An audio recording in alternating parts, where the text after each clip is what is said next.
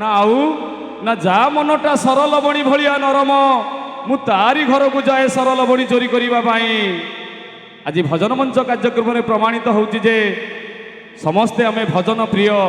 ମହାପ୍ରଭୁ ସମସ୍ତଙ୍କୁ ଆମ ତାଙ୍କରି ଡୋରିରେ ବାନ୍ଧି ଦେଇଛନ୍ତି। ଆମେ ସରଲ ବଣି ଭଳିଆ ସମସ୍ତେ ନରମ ହୋଇକି ପ୍ରଭୁଙ୍କ ଦରବାରରେ ଶରଣ ନେଇଛେ। ମୁଁ ଚାହିଁବି ଆଉ ଥରେ ପ୍ରଭୁଙ୍କ ପାଇଁ ଗୋଟେ କରତାଳି ହଉ ସମସ୍ତଙ୍କ ହାତରୁ। ଜୟ ଜଗନ୍ନାଥ, ଜୟ ଜଗନ୍ନାଥ, ଜୟ ଜଗନ୍ନାଥ। ଆଜି ଭଜନ ମଞ୍ଚ କାର୍ଯ୍ୟକ୍ରମରେ ଓଡ଼ିଶାର ଅନେକ କଣ୍ଠଶିଳ୍ପୀ ଅଛନ୍ତି ଯାହାଙ୍କୁ ଆପଣମାନେ ଢେର ସାରା ଭଲ ପାଇବା ଦେଇଛନ୍ତି। ସେଇଭଳି ଏକ ନିଆରା କଣ୍ଠଶିଳ୍ପୀକୁ ମୁଁ ଆମନ୍ତ୍ରିତ କରିବି ଯାହାଙ୍କ ସଙ୍ଗୀତ ବା ମେଲୋଡ଼ି ଦେଖିବାକୁ ହେଲେ ଆମେ 200-300 ଟଙ୍କା ଟିକେଟ୍ କାଟି ଅପେରାରେ ଦେଖୁ।